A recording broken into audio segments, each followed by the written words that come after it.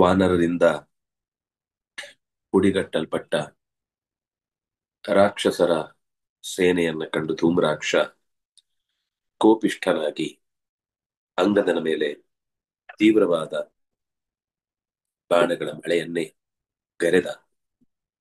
ಆಗ ಅವನ ಪ್ರತಿಕ್ರಿಯೆ ಏನಿತ್ತು ಅನ್ನೋದನ್ನು ನಾವು ಈ ಮುಂದಿನ ಪದ್ಯದಲ್ಲಿ ನೋಡ್ಲಿಕ್ಕಿರುವಂತದ್ದು.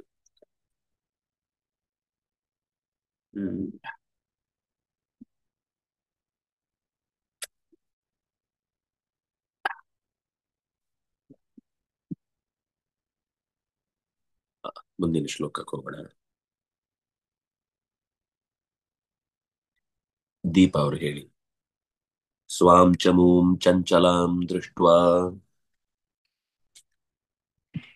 स्वां चमुं चञ्चलां दृष्ट्वा स्वां चमुं चञ्चलां दृष्ट्वा मारुतोपम मारुतिर्रोतोपम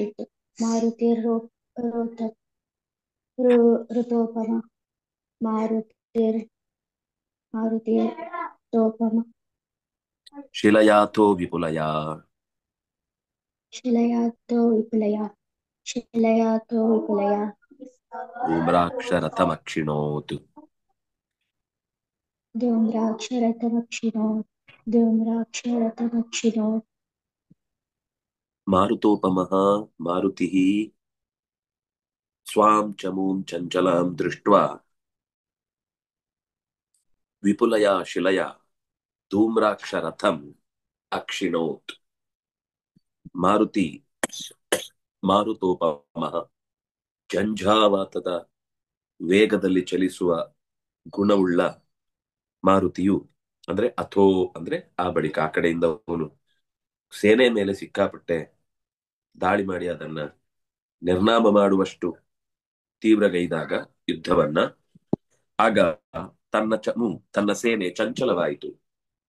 ಒಂದು ಕಡೆ ನಿಲ್ಲಿಲ್ಲ, ಓಡ್ಲಿಕ್ಕೆ ಶುರು ಮಾಡಿದ್ರು. ಕಪಿಗಳಿಗೆ ಆಶ್ರಯ ಪಡೀಲಿಕ್ಕಾಗ್ಲಿಲ್ಲ ಎಲ್ಲೂ ಕೂಡ, ಯಾಕಂದ್ರೆ ಬಾಣ ಅವರನ್ನು ಎಲ್ಲೂ ಉಳ್ಕೊಳ್ಳಿಕ್ಕೆ ಬಿಡುತ್ತಿರ್ಲಿಲ್ಲ, ಅಷ್ಟು ತೀವ್ರವಾಗಿ ಯುದ್ಧ ನಡೀತಾ ಇತ್ತು.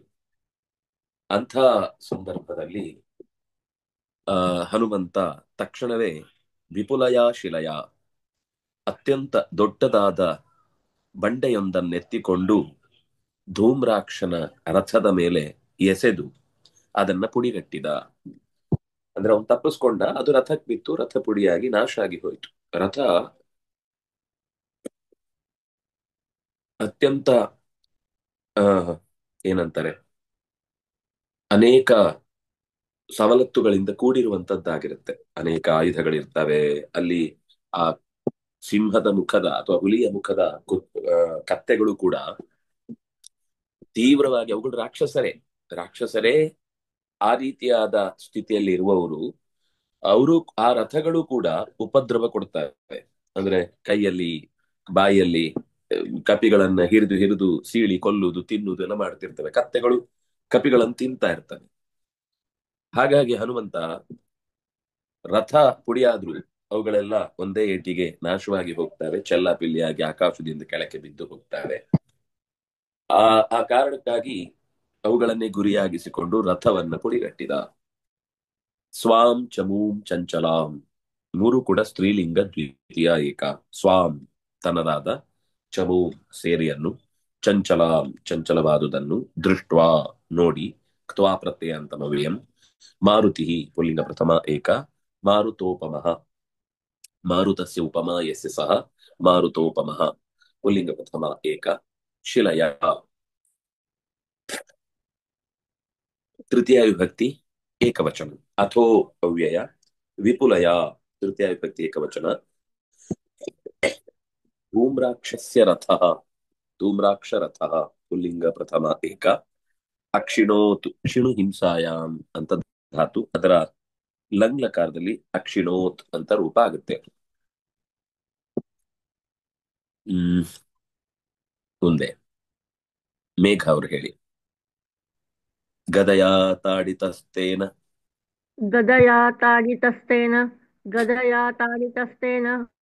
ಹನುಮಾನ್ ತದಚಿಂತಯನ್ ಹನುಮಾನ್ಸ್ತದಚಿಂತಯನ್ हनुमांस्तदचिन्तयन् ಗಿರಿಶೃಂಗೇಣ ಧೂಮ್ರಾಕ್ಷಂ गिरिशृङ्गेण धूम्राक्षं गिरिशृङ्गेण धूम्राक्षं ಚೂರ್ಣಯಾಮಾಸ ಲೀಲಯಾ.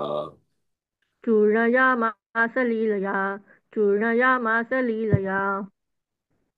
ತೇನ ಅಂದ್ರೆ ಆ ರಾಕ್ಷಸನಿಂದ, ಧೂಮ್ರಾಕ್ಷ ರಾಕ್ಷಸನಿಂದ ಹನುಮಂತ ಗದೆಯಿಂದ ಏಟು ತಿಂದ. ಅಂದ್ರೆ ಅವನು ಬೀಸಿ ಗದೆಯಿಂದ ಹೊಡೆದ ಹನುಮಂತನಿಗೆ.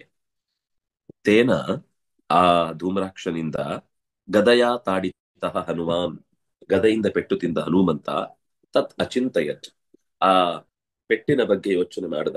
ಅಂದ್ರೆ ತನಗೆ ಎಲ್ಲಿಗ್ ತಾಕ್ತು, ಅದು ಎಲ್ಲಿಗ್ ತಾಕ್ತು ಅಂತ ಅವನೇ ಸುಮ್ನೆ, ಅದು ಸ್ಪರ್ಶದ ಹಾಗಾಗಿದೆಯೋ ಏನೋ ಗೊತ್ತಿಲ್ಲ, ಒಟ್ಟಂತೂ ಆ ಸ್ಪರ್ಶದ ಅನುಭವದಿಂದ ಅದಕ್ಕೆ ಪ್ರತಿಯಾಗಿ ಉತ್ತರ ಕೊಡಬೇಕು ಅಂತ ಆಲೋಚಿಸಿದ.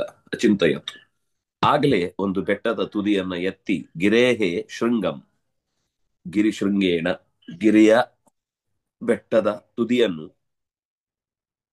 ತುದಿಯಿಂದ ಅಂದ್ರೆ ಗಿರಿಶೃಂಗೇಣ ಧೂಮ್ರಾಕ್ಷಂ, ಧೂಮ್ರಾಕ್ಷ ಎನ್ನುವ ರಾಕ್ಷಸನನ್ನು ಲೀಲಯಾ ಚೂರ್ಣಯಾಮಾಸ, ಲೀಲಯಾ ಅನಾಯಾಸವಾಗಿ ಅಂತ ಅರ್ಥ.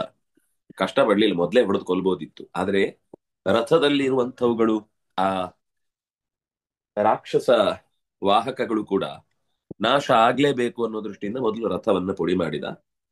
ಅದು ಒಂದು ಸ್ವಲ್ಪ ಭಯ ಹುಟ್ಟಿಸುವ ಕ್ರಮ ಶತ್ರುಗಳನ್ನು. ಸುಮ್ನೆ ಹೋದ ತಕ್ಷಣ ಒಂದೇ ಸರ್ತಿ ಹೊಡೆಯುವುದು ಅನ್ನೋದು ವೀರರ ಲಕ್ಷಣ ಅಲ್ಲ.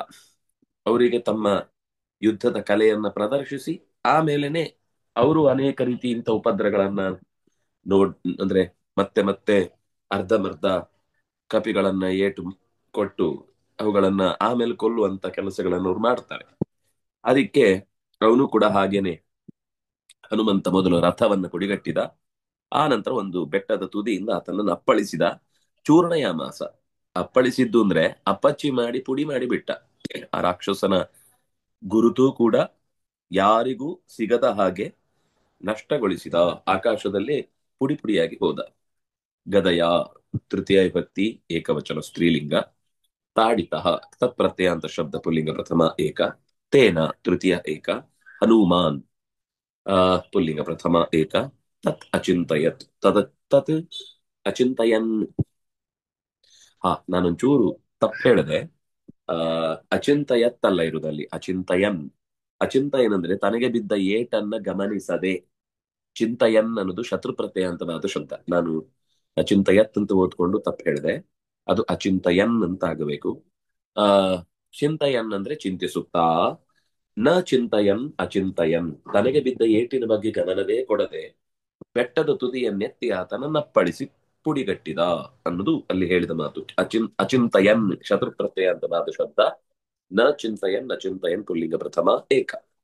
ಗಿರಿಶೃಂಗೇಣ, ಗಿರೇಹೇ ಶೃಂಗ. ತೇನ ಗಿರಿಶೃಂಗೇಣ ಧೂಮ್ರಾಕ್ಷಂ ದ್ವಿತೀಯ ಏಕ. ಚೂರ್ಣಯಾಮಾಸ, ಚೂರ್ಣ ಸಂಕೋಚನೆ, ಸಂಚೂರ್ಣನೆ ಅಂತಾನೂ ಒಂದು ಹೇಳ್ತಾರೆ. ಅದು ಅದೇ ಅರ್ಥವನ್ನು ಹೇಳಿದಾಗುತ್ತೆ. ಚಿಕ್ಕದಾಗಿಸುವುದು, ದೊಡ್ಡ ಪ್ರಮಾಣದಲ್ಲಿರುವಂತದ್ದನ್ನ ಸಣ್ಣ ಸಣ್ಣ ಪ್ರಮಾಣಕ್ಕೆ ಇಳಿಸುವುದು ಅಂದ್ರೆ ಪುಡಿಗಟ್ಟುವುದು ಅಂತಾನೆ ಅರ್ಥ.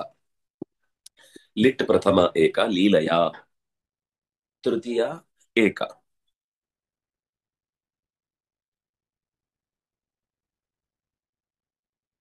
ಸುಪ್ರಿಯಾ ಅವರು ಹೇಳಿ. ಗರ್ವವಾನ್ ಶರ್ವವರತೋ. गर्ववान् शर्ववरतो ರಾವಣೇನ ಪ್ರಚೋದಿತ. रावणेन प्रचोदितः ಅಕಂಪನ ಕಪಿವರಾನ್. अकम्पन कपिवरान् ದ್ರಾವಯಾಮಾಸ ಸಾಯಕೈಃ. द्रावयामास ಸಾಯಕೈಃ.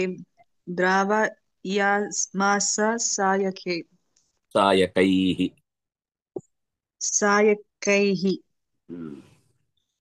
ರಾವಣೇನ ಪ್ರಚೋದಿತ, ರಾವಣನಿಂದ ಪ್ರೇರೇಪಿಸಲ್ಪಟ್ಟ. ಶರ್ವವರತೋ ಗರ್ವವಾನ್, ಶರ್ವನ ವರದಿಂದ ಗರ್ವಿಷ್ಠನಾದ. ಅಕಂಪನ ಎನ್ನುವಂತಹ ರಕ್ಕಸನು ಸಾಯಕೈಹಿ ಬಾಣಗಳ ರಾಶಿಯಿಂದ ಕಪಿವರಾನ್ ಕಪಿಗಳ ರಾಶಿಯನ್ನು ಕಪಿಗಳ ಹಿರಿಯರನ್ನು ದ್ರಾವಯಾಮಾಸ ಪ್ರಧಾನ ಕಪಿಗಳನ್ನೇ ಓಡಿಸತೊಡಗಿದ. ಆ ಅಕಂಪನ ಅಂತ ಹಿಂದೆ ಒಬ್ಬ ಬಂದಿದ್ದ, ಅವನು ಬೇರೆ. ಆ ಈ ಈ 14,000 ಜನ ರಾಮನಿಂದ ಹತರಾದರು ಅಂತ ಒಬ್ಬ ದೂತ ಬಂದು ಹೇಳುವ ಮಾತಿದೆ. ಇವನು ಅವನಲ್ಲ, ಇನ್ನೊಬ್ಬ ಇವನು ಯುದ್ಧದಲ್ಲಿ ಪರಾಕ್ರಮಿ. ಇವನು ಶರ್ವವರತಃ ಶಿವನ ವಿಶೇಷ ವರಬಲದಿಂದ ಗರ್ವವಾನ್. ಅವನಿಗೆ ತಾನು ಸಾಯಲ್ಲ ಅನ್ನುವ ದುರಹಂಕಾರ ಇತ್ತು. ಶರ್ವವರತಃ, ಶರ್ವ ಅಂದ್ರೆ ರುದ್ರ, ಶರ್ವ ಹಿಂಸಾಯಾಮ್ ಅಂತ ಧಾತು. ಪ್ರಳಯವನ್ನ ಸೃಷ್ಟಿಸುವವನಾದ್ರಿಂದಾಗಿ ರುದ್ರನನ್ನ ಶರ್ವ ಅಂತ ಕರೀತಾರೆ, ಸಂಹಾರ ಶಕ್ತಿ ಆದ್ರಿಂದಾಗಿ. ರುದ್ರನ ವರದಿಂದ ಶರ್ವ ವರತಃ ಏನ್ ವರ ಅಂದ್ರೆ ಅವಧ್ಯತ್ವ ವರ.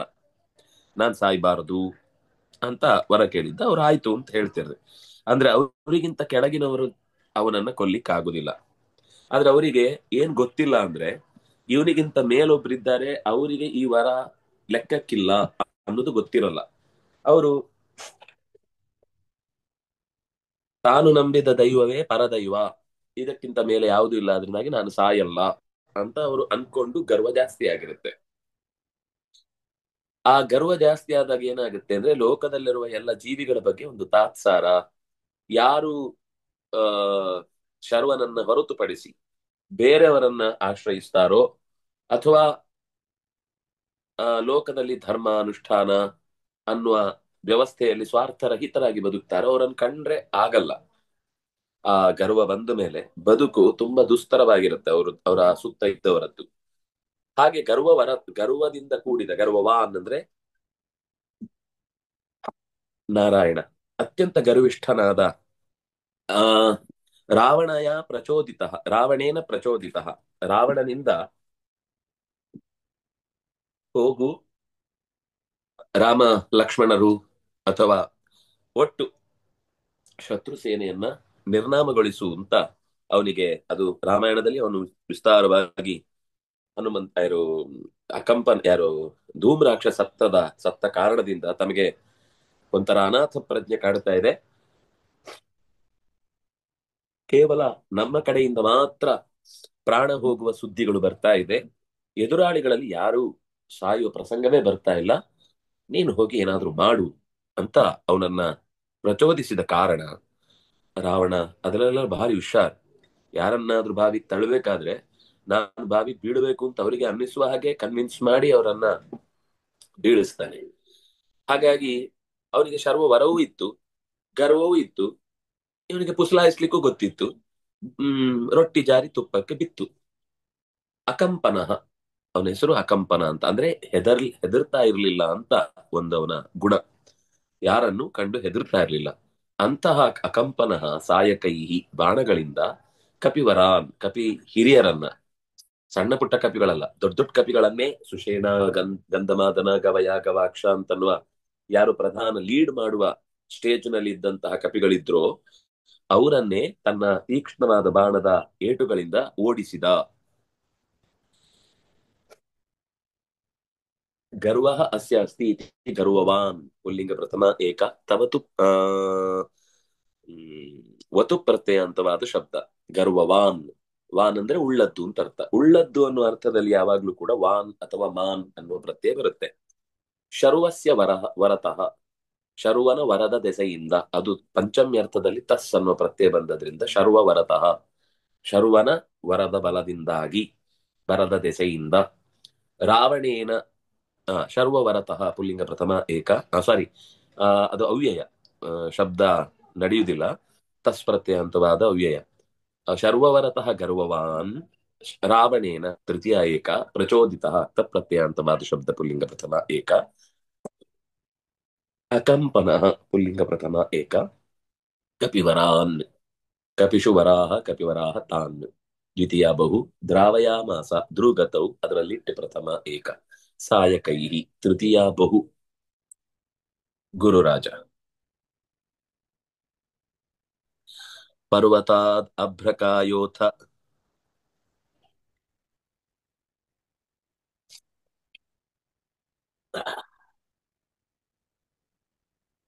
पर्वतान् अभ्रकायोथ पर्वतान् पर्वतान् पादप अभ्रकायोथ पर्वतान् पादपानपि पर्वतान् पादपानपि पर्वतान् पादपानपि हनूमानाक्षिपत्तस्मै हनुमानाक्षिपत्तस्मै हनुमानाक्षिपत्तस्मै शरैस्तान् सशरैस्तानखण्डयत् सशरैस्तान् अखण्डयत्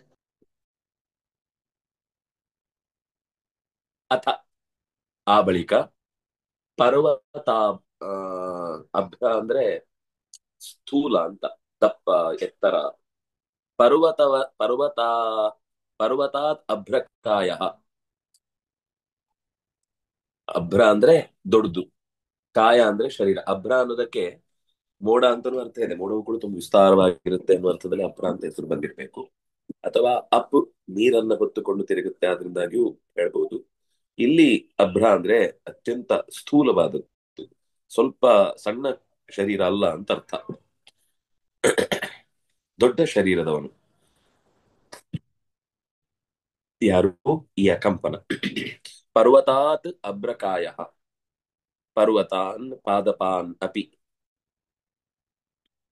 ಆ ನಾನು ಇವನಿಗೆ ಹೇಳಿದೆ ಯಾರಿಗೆ ಅಕಂಪನನಿಗೆ ಹೇಳಿದೆ ಅದು ಹನುಮಂತನಿಗೆ ವಿಶೇಷಣ ಆ ಪರ್ವತಾತ್ ಅಭ್ರಕಾಯ ಹನುಮಾನ್ ಪರ್ವತಾನ್ ಪಾದಪಾನ್ ಅಕ್ಷಿಪತ್ ಅಥವಾ ಆಕ್ಷಿಪತ್ ಎಸೆದನು ಕರೆಕ್ಟ್ ಹನುಮಾನ್ ಆಕ್ಷಿಪತ್ ಕ್ಷಿಪು ನಿರಸನೆ ಚಿಕ್ಷೇಪ ಅಂತ ಅರ್ಥ ಪರ್ವತಗಳನ್ನು ಮರದ ದೊಡ್ಡ ದೊಡ್ಡ ದಿಮ್ಮಿಗಳನ್ನು ಆ ಅಕಂಪನನ ಮೇಲೆ ಎಸೆದ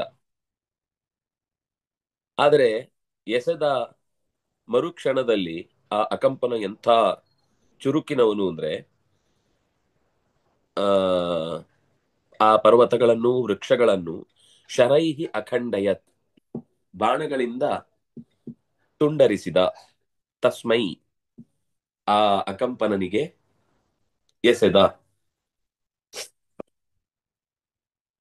ಅಕಂಪನನನ್ನು ತನ್ನ ಬಾಣದಿಂದ ಮರಗಳ ಸಮೂಹದಿಂದ ಘಾಸಿಗೊಳಿಸುವ ಪ್ರಯತ್ನವನ್ನ ಹನುಮಂತ ಮಾಡಿದ್ರೆ ಅವನು ಮರುಕ್ಷಣವೇ ತನ್ನ ತೀಕ್ಷ್ಣವಾದ ಬಾಣಗಳಿಂದ ಎಸೆದ ಬಂಡೆಗಳನ್ನು ಕಲ್ಲುಗಳನ್ನು ಹುಡಿಗಟ್ಟಿ ತನ್ನ ಕಡೆಗೆ ಯಾವ ಸಣ್ಣ ಧೂಳಿನ ಕಣವೂ ಕೂಡ ಅಂಟಿಕೊಳ್ಳದಂತೆ ತನ್ನನ್ನು ರಕ್ಷಿಸಿಕೊಂಡ ಯುದ್ಧ ಅಂದ್ರೆ ಯಾವಾಗ್ಲೂ ಹಾಗೆ ಇರ್ಬೇಕಲ್ವಾ ಸುಮ್ನೆ ಬಂದ ಹೊಡೆದ ಸತ್ತ ಅಂದ್ರೆ ಏನಿರುತ್ತೆ ಅವರವರ ಯುದ್ಧದ ಕಲೆ ಮತ್ತು ತಮಗೆ ಸಿಕ್ಕಿದ ದೇವತೆಗಳ ವರಬಲದ ಪರಿಣಾಮ ಇತ್ಯಾದಿಗಳೆಲ್ಲ ಲೋಕದಲ್ಲಿ ಸ್ವಲ್ಪ ಇಲ್ಲಿ ಬಹಳ ಸೂಕ್ಷ್ಮವಾಗಿ ಬೇಗ ಬೇಗ ಕಥೆಯ ಸಾಲನ್ನು ಮುಗಿಸ್ತಾ ಹೋಗ್ತಿದ್ದಾರೆ ಆದ್ರೆ ನಿಜವಾಗಿ ಯುದ್ಧ ನಡೆಯುವಾಗ ಹಾಗೆ ಒಂದ್ ನಿಮಿಷದಲ್ಲಿ ನಡೀಲಿಕ್ಕಾಗಲ್ಲ ನಡೆಯುವುದೂ ಇಲ್ಲ ಹಾಗೆ ಆ ಬಳಿಕ ಪರ್ವತದಂತೆ ಬೆಟ್ಟದ ಗಾತ್ರವುಳ್ಳಂತಹ ಹನುಮಂತ ತನ್ನ ಕೈಗೆ ಸಿಕ್ಕಿದಂತಹ ಬೆಟ್ಟಗಳನ್ನು ಮರದ ತುಂಡುಗಳನ್ನು ದಿಮ್ಮಿಗಳನ್ನು ಆತನತ್ತ ಎಸೆದರೆ ಆತ ಅದನ್ನ ತನ್ನ ಬಾಣಗಳಿಂದ ಪುಡಿಗಟ್ಟಿ ತಾನು ಸುರಕ್ಷಿತನಾದ ಪರ್ವತಾತ್ ಪಂಚಮಿ ಏಕ ಅಭ್ರಕಾಯ ಅಭ್ರಹ ಕಾಯ ಯಸ್ಯ ಸಹ ದೊಡ್ಡದಾದ ಶರೀರವುಳ್ಳವ ಅಥ ಅವ್ಯಯ ಪರ್ವತಾನ್ ಪಾದಪಾನ್ ದ್ವಿತೀಯ ವಿಭಕ್ತಿ ಬಹುವಚನ ಅಪಿ ಅವ್ಯಯ ಹನುಮಾನ್ ಪ್ರಥಮ ಏಕ ಆಕ್ಷಿಪತ್ ಲಂಗ್ ಪ್ರಥಮ ಏಕ ತಸ್ಮೈ ಚತುರ್ಥಿ ಏಕ ಸಹ ಪುಲ್ಲಿಂಗ ಪ್ರಥಮ ಏಕ ಶರೈಹಿ ತೃತೀಯ ವಿಭಕ್ತಿ ಬಹುವಚನ ತಾನ್ ದ್ವಿತೀಯ ಬಹು ತಾನ್ ಅಂದ್ರೆ ಅಪಾದಪಾನ್ ಪರ್ವತಾನ್ ಅಂತ ಅರ್ಥ ಅಖಂಡಯತ್ ಕಡಿ ವೇದನೆ ಅಂತ ಧಾತು ಅದರ ಲಂಗ್ ಲಕಾರ ಪ್ರಥಮ ಪುರುಷ ಏಕವಚನ ಅಖಂಡಯತ್ ಖಂಡಯತಿ ಅಖಂಡಯತ್ ಅಂತ ರೂಪ ಆಗಿದೆ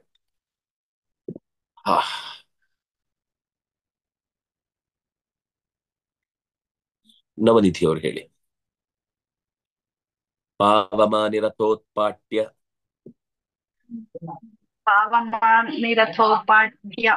पावमानिरथोपाट्य पादपं प्रहसन्निव पादपं प्रहसन्निव जघाना कंपनं तेन जघानाकम्पनन्तेन जगानाकम्पनन्तेन चक्रेणेवाहितं हरिः। चक्रेणे वाहितं हरि चक्रेणे वाहितं हरि ಹ್ಮ್ ಅಥ ಆ ಬಳಿಕ ಪಾವಮಾನಿಹಿ, ಪವಮಾನನ ಮಗನಾದ್ರಿಂದಾಗಿ ಅವನನ್ನ ಪಾವಮಾನಿ ಅಂತ ಕರೀತಾರೆ. ಪಾವಮಾನಿಹಿ ಹನುಮಂತನು ಪಾದಪಂ ಉತ್ಪಾಟ್ಯ ಮರವನ್ನ ಬುಡಸಹಿತ ಕಿತ್ತು ಪ್ರಹಸನ್ ನಗುತ್ತಾ ಅದೇ ಮರದಿಂದ ಅಕಂಪನಂ ಅಕಂಪನ ರಾಕ್ಷಸನನ್ನು ಹೇಗೆ ಹರಿ ತನ್ನ ಕೈಯಲ್ಲಿರುವ ಚಕ್ರದಿಂದ ಶತ್ರುವ ತಲೆಯನ್ನ ಅಥವಾ ಚಕ್ರವನ್ನು ಬಿಡ್ತಾನೋ ಹಾಗೆ ಇವನು ಕೂಡ ಮರದ ದಿಮ್ಮಿಯಿಂದ ಆತನಿಗೆ ಹೊಡೆದ. ಜಘಾನ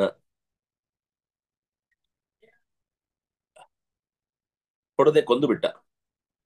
ಚಕ್ರ ಯಾಕೆಂದ್ರೆ ನಾರಾಯಣ ಚಕ್ರ ಬಿಟ್ಟ ಅಂದ್ರೆ ಆಮೇಲೆ ಅವನು ಬದುಕ್ತಾನೆ ಅನ್ನೋದು ಆ ಕನಸು ಇಲ್ಲ. ಆತರ ಸತ್ತ ಅಂತ ಲೆಕ್ಕ. ಹಾಗೆ ಚಕ್ರ ಹೇಗೆ ನಿಶ್ಚಯವಾಗಿ ಶತ್ರುವಿನ ತಲೆಯನ್ನ ಕತ್ತರಿಸುತ್ತೋ ಹಾಗೆ, ಅಂದ್ರೆ ಸಂಕಲ್ಪ ಹೇಗಿರುತ್ತೋ ಹಾಗೆ. ಸಂಕಲ್ಪ ಬರೀ ಹೆದರಿಸ್ಲಿಕ್ಕೆ ಅಷ್ಟೇ ಇದ್ರೆ ಹೆದರಿಸ್ತಾ ಹೋಗುತ್ತಷ್ಟೇ. ಆ ಸುದರ್ಶನನ ಕೃತ್ಯವನ್ನು ಹೆದರಿಸಿ ಓಡಿಸಿತ್ತು, ದುರ್ವಾಸರನ್ನು ಹೆದರಿಸಿ ಓಡಿಸಿತ್ತು. ಆದ್ರೆ ಅಲ್ಲಿ ಸಂಕಲ್ಪದಲ್ಲಿ ಹಾಗಿರ್ಲಿಲ್ಲ. ಭಕ್ತನನ್ನ ರಕ್ಷಿಸುವುದಷ್ಟೇ ಇತ್ತು, ಅದಕ್ಕೆ ಪಾಠ ಕಲಿಸುದಿತ್ತು. ಆದ್ರೆ ಅವನ ಸಂಕಲ್ಪದಲ್ಲಿ ಚಕ್ರದಿಂದ ವಧೆ ಅಂತ ಯೋಚನೆ ಮಾಡಿದ್ರೆ ಅದು ಕೊಂದೇ ಬರುತ್ತೆ ಅನ್ನುವ ಹಾಗೆ ಹನುಮಂತನ ಈ ಪೆಟ್ಟಿಗೆ ಆ ಕಂಪನ ತಲೆ ಕತ್ತರಿಸಿ ಬಿದ್ದ, ಸತ್ತ. ಆ ಪೆಟ್ಟಿಗೆ ಸತ್ತ.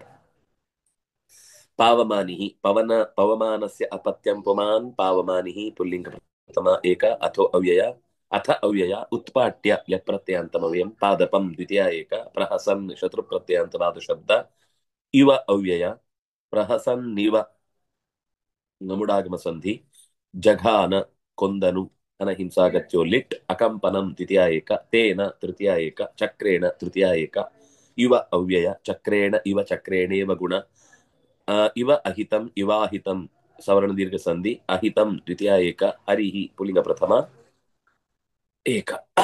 ಸಾಕು. ಶ್ರೀ ಹರಿ ಪ್ರಿಯತಾಂ ಶ್ರೀಕೃಷ್ಣಾರ್ಪಿತಂ ಅಸ್ತು. ನಾರಾಯಣ.